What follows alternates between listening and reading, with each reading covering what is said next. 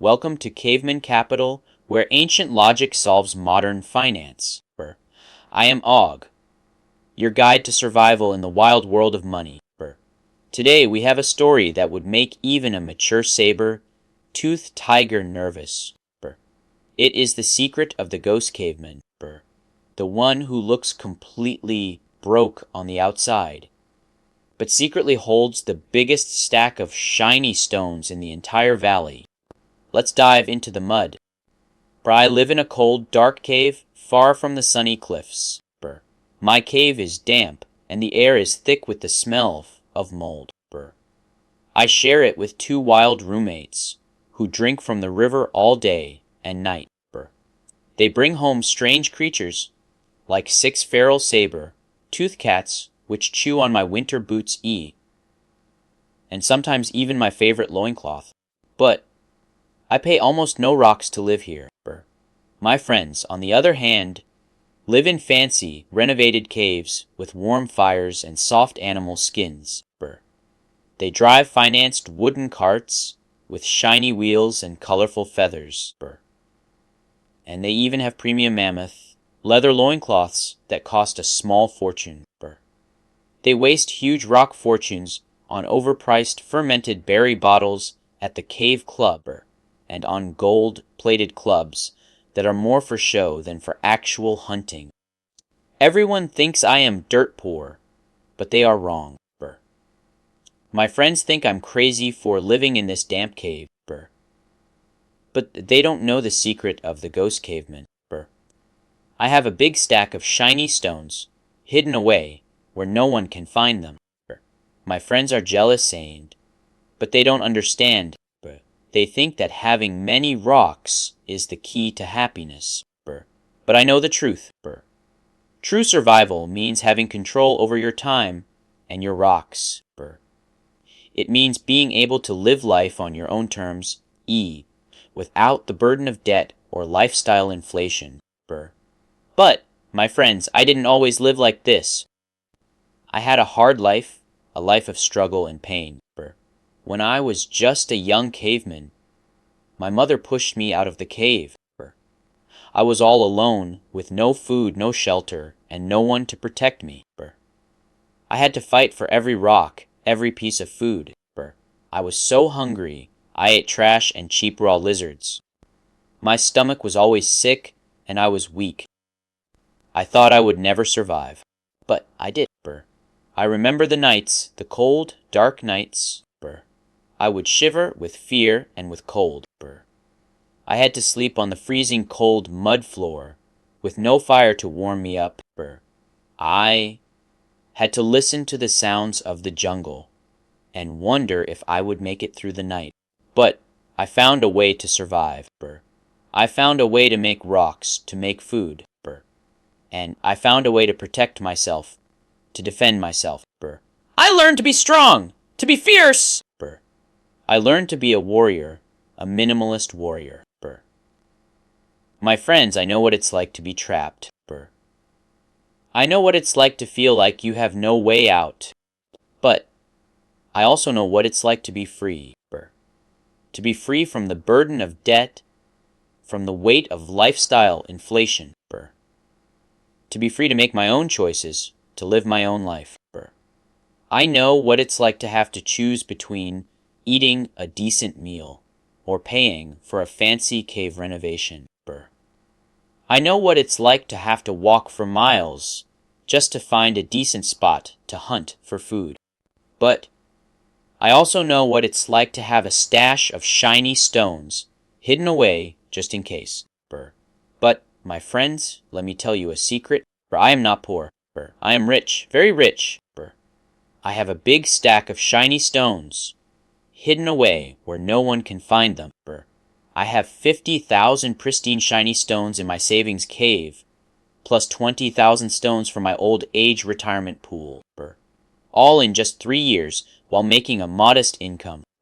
My friends, this is the power of being comfy poor. Having zero debt, an old beater wooden cart that you fix yourself, with vines when the axle breaks, and complete control over your time. I can do what I want, when I want, without having to worry about what others think. My friends, I know what you're thinking. You're thinking, Ogg, how did you do it? Well, my friends, it's simple. I just ignored the social pressure, the pressure to keep up with the tribe. I rejected the overpriced cave club sections and fake luxury items. And I focused on building my wealth, my stack of shiny stones.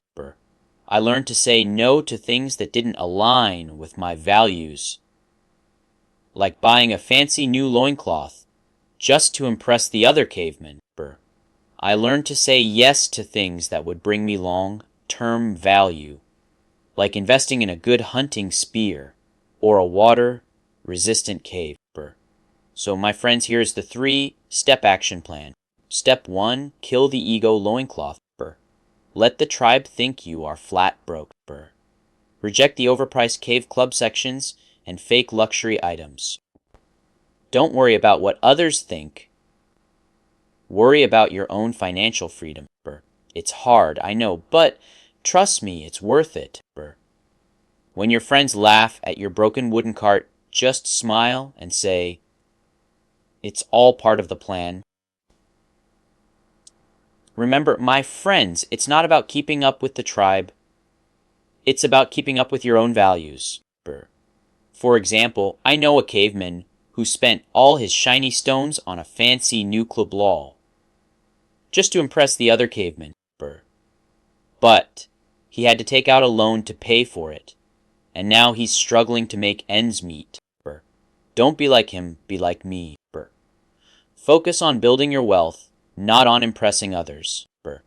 Let your friends think you're crazy, but you know the truth. You're building a stack of shiny stones, hidden away where no one can find them.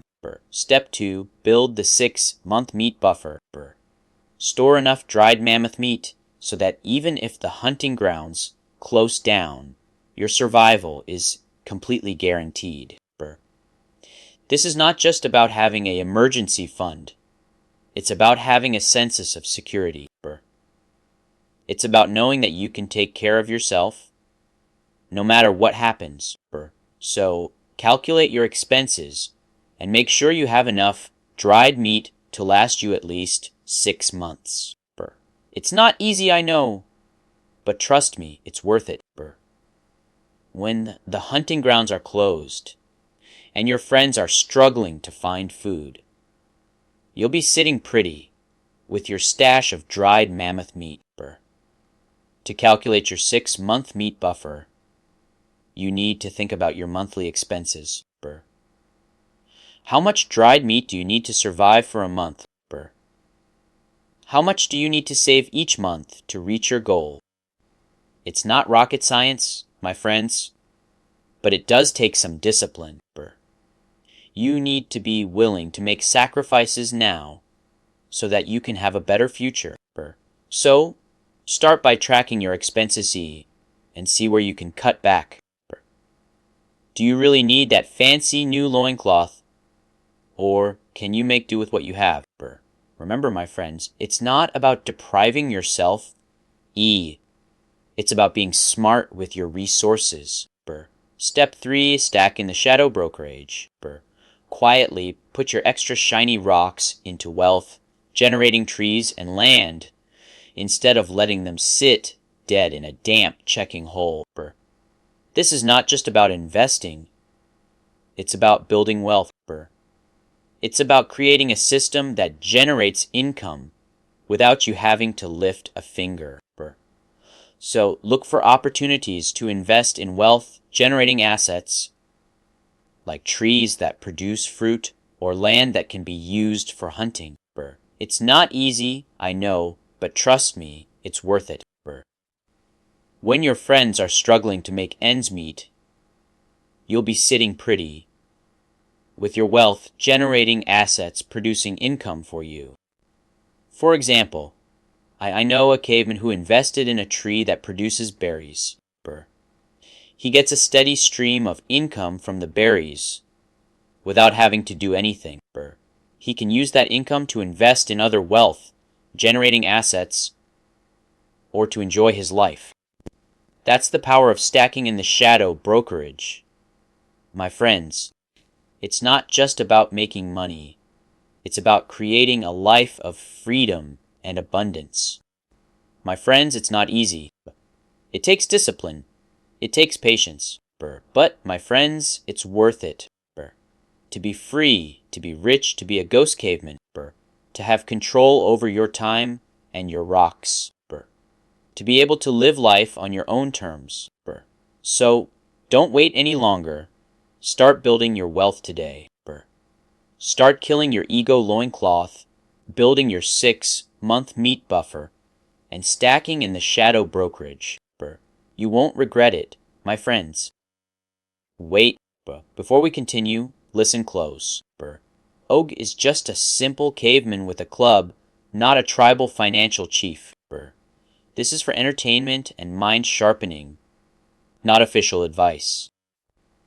Do your own deep tracking in the woods, or you might end up with no berries left for the long winter. Remember, my friends, it's always better to be safe than sorry. So, do your own research and consult with a tribal financial chief if you need to. But if you're ready to take control of your finances and start building your wealth, then join me on this journey. Let's hunt for financial freedom, one rock at a time.